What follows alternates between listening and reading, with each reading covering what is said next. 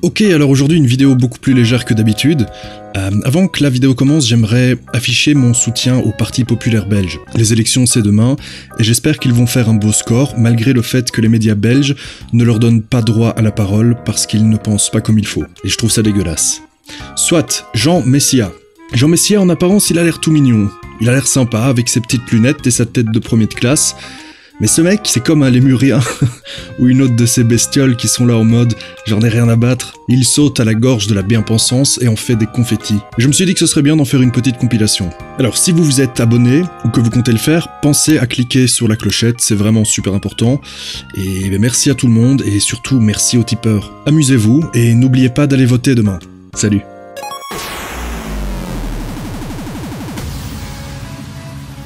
Contre d'autres religions radicales qui, par exemple, m'expriment, me disent ce que je dois faire de mon corps en voulant interdire l'IVG. Ma religion, la religion catholique, la mienne. Ils se sont déjà fait sauter devant vous?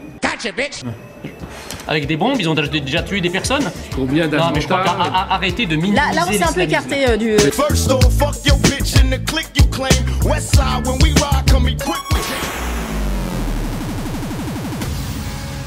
Vous êtes né au Caire, vous, au nom de Ossam, et vous avez changé votre prénom pour Jean. Oui.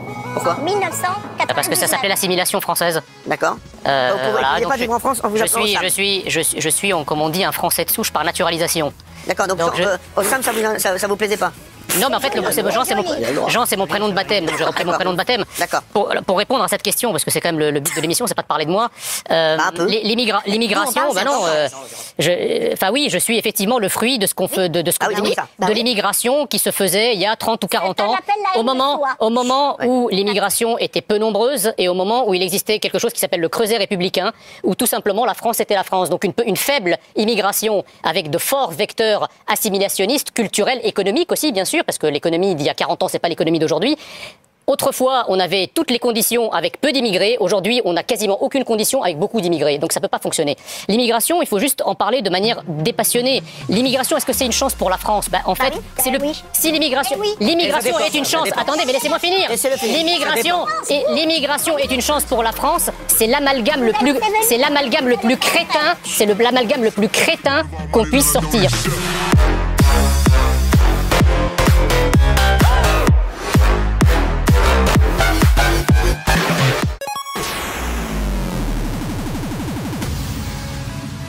Vous vous plaignez que les musulmans soient stigmatisés, qu'il y ait de l'islamophobie, et vous créez une liste qui va polariser la stigmatisation. Mais c'est absurde. Le problème, c'est que ces 40 dernières années, à partir des années 80, en réalité, la notion de citoyen français a été progressivement effacée.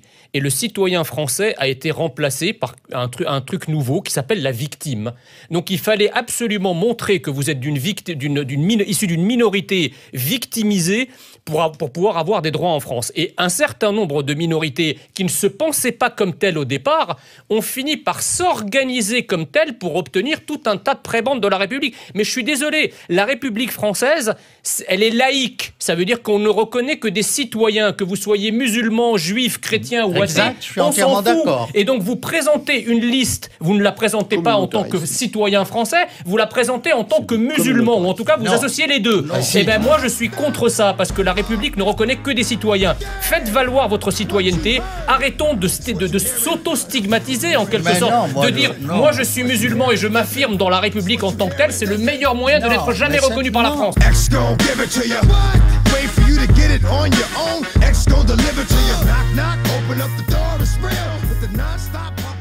La France est un pays qui a une identité, qui a une culture, qui a une façon d'être, et tout le monde ne peut pas être français. La France, c'est pas un territoire c'est pas un hall de gare qui a été inauguré avant-hier, dans lequel n'importe qui, venant de n'importe où, se comportant n'importe comment et parlant n'importe quelle langue, peut être considéré comme français. Il y a un creuset français, il y a une identité française qui est pas plus facilement définissable que l'identité africaine ou l'identité sénégalaise ou l'identité chinoise, etc. Chaque pays a une identité, même si on a du mal à la définir avec des mots, on perçoit pertinemment ce qu'est un Français. Moi, je suis un Français assimilé, je n'ai jamais, et Dieu sait que j'ai habité dans des quartiers dans le 95, dans le 92, dans des quartiers où il faisait pas toujours bon vivre, je n'ai jamais été contrôlé. Et Dieu sait que je rentrais à des heures indues où il y avait toujours des flics, je n'ai jamais été contrôlé parce que je me comporte comme un citoyen français. C'est sûr que si j'avais choisi de rejoindre une bande avec des capuches en crachant par terre, en emmerdant tout le monde, j'aurais été contrôlé. Mais ça, c'est la réalité. Voilà, c'est la réalité du vécu.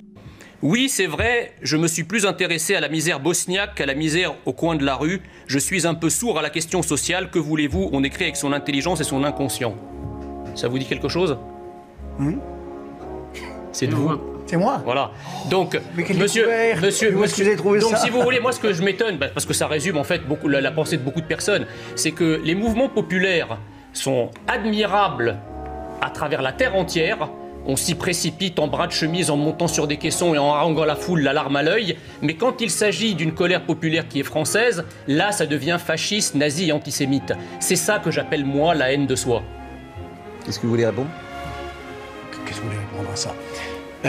Il y a quand même... On peut ne pas employer ces mots, il y a une vraie critique.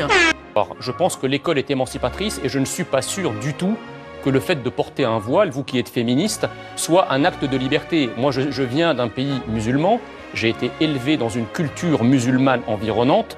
Les familles qui décident de porter le voile, elles font porter le voile aux filles à partir de 3 ou 4 ans.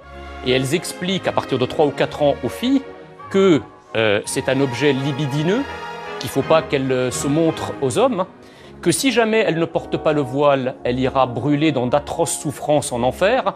Et donc tout ça s'appelle du conditionnement. Arrivé à 18 ans, ou à 15 ans, ou à 16 ans, ou à 17 ans, mais laissez-moi finir, à 15 ans, oui mais bien sûr qu'elles ne vont pas voter ce discours-là, mais c'est la réalité pourtant. À 15 ans, ou 16 ans, ou 17 ans, quand elle commence à, je dirais, à s'éveiller au monde, on ne peut pas dire que le geste qu'elle a de dire « je veux me voiler » soit un geste libre, puisqu'on voit bien que c'est le fruit d'un conditionnement de la plus tendre enfance. Quant à ce que vous disiez tout à l'heure sur la... À la Rêverie à Toulouse, en tout cas, j'ai jamais vu de jeune fille de 2 ou 3 ans porter le voile. C'est non seulement un mythe, mais en plus, il se base sur une théologie qui n'a jamais existé. Il n'est pas plus aveugle que celui qui ne veut pas voir. Quant à l'apartheid, l'apartheid est fini. Je vous vois pas défendre avec autant de hargne et de motivation les fermiers blancs qui font l'objet quasiment d'un véritable génocide aujourd'hui. Il est où votre discours humaniste et tolérant? Mon discours humaniste et tolérant pense que c'est certainement malheureusement, non, je dis pas que c'est mérité, mais je dis que c'est une forme quelque peu sauvage d'appropriation collective des moyens de production. Donc en fait, vous justifiez le racisme. Je ne justifie pas le racisme. J'essaye de comprendre que c'est la conséquence laissez-moi terminer. C'est la conséquence de promesses qui n'ont pas été tenues au moment de la commission de vérité et de réconciliation. C'est-à-dire que c'est la conséquence du fait que les réparations n'ont pas été apportées par l'ANC. Moi, j'accuse l'ANC de Nelson Mandela, le parti au pouvoir, de ne pas avoir tenu ses promesses. Et effectivement, mais tous les régimes totalitaires justifient comme ça. Vous parliez tout à l'heure de la phraséologie qui enrobe les réalités. Les régimes totalitaires qui ont procédé au plus grand massacre n'ont jamais dit on massacre gratuitement. S'il y avait racisme d'État, l'État ne dépenserait pas, puisqu'on parle de Seine-Saint-Denis, l'État ne dépenserait pas par habitant 1397 € en moyenne, là où la moyenne de la dépense publique par habitant en France est seulement de 1039 €. Donc il y a 25% de dépenses publiques en plus sur des départements comme la Seine-Saint-Denis, qui pourtant est peuplé de populations d'origine immigrée. Donc il faut arrêter avec ça, il faut arrêter d'instrumentaliser, parce que le danger, c'est que les gens qui écoutent ça, les minorités qui écoutent l'idée qu'il pourrait y avoir un racisme d'État, c'est un truc qui retarde, c'est une notion qui retarde leur assimilation. Ah bah oui, si la France est un pays raciste, moi c'est ce que j'ai entendu, ne tente pas Sciences Po parce qu'avec ta couleur, tu feras jamais Sciences Po. Quand j'ai fait Sciences Po Paris, à une époque où il n'y avait pas de discrimination positive, où il n'y avait pas de concours spécifique, etc., on m'a dit, ouais, mais l'ENA, c'est autre chose. Attention, avec ta gueule et avec ton adresse, tu passeras jamais à l'ENA. Bon, je me suis acharné à Sciences Po et à l'ENA, et je les ai eus. Si j'avais entendu le petit son de cloche qui me dit, attention, comme tu es d'origine immigrée, la France est un pays raciste, ben, j'aurais pas tenté. Et je me serais vautré toute ma vie en disant, en fait, ma paresse et le fait que j'ai rien fait de ma vie, c'est juste parce que la France est un pays raciste, c'est tellement confortable. Et tellement, comment dirais-je, oui, ça rassure en quelque sorte. Les arabo-musulmans qui sont partis au 7e siècle de la Mecque, et qui ont arabisé toute l'Afrique du Nord. Ça a été d'ailleurs les premiers esclavagistes. Et qui sont allés jusqu'en Andalousie, qu'ils ont occupé pendant 7 siècles. Tout à fait. Et qui continuent à bien des égards d'avoir des velléités impérialistes, d'ailleurs qui s'expriment en France. Vous parlez tout à l'heure du voile, ça en fait partie, cette occupation de l'espace public, ces prières de rue, etc. Je ne les vois pas se lever tous les matins en battant leur coulpe et en disant « Nous avons été d'horribles coloniaux, venez nous fouetter ». Pourquoi vous parlez jamais de ça et pourquoi vous dénoncez jamais ce type de colonisation? Parce que ce qui m'intéresse, c'est la domination c'est la domination blanche, merci. Non, non, pas blanche, je m'en fous.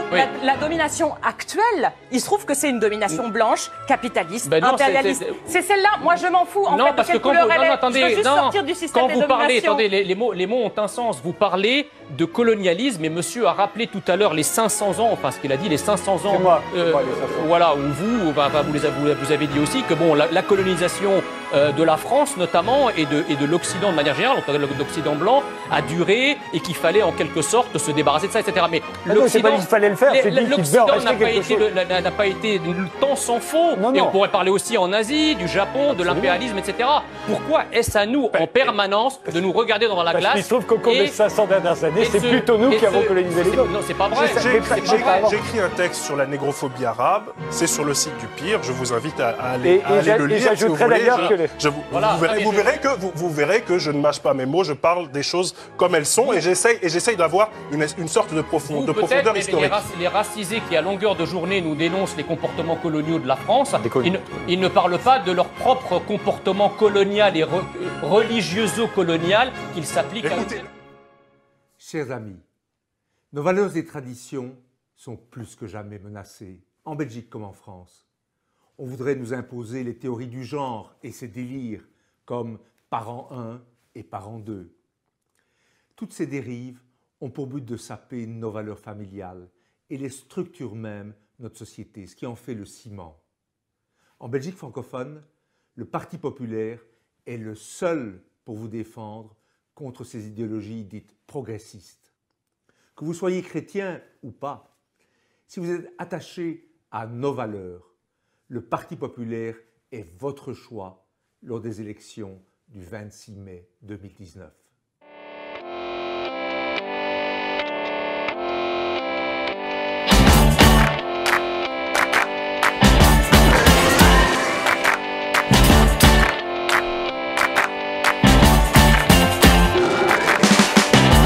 Trigger me no press people button.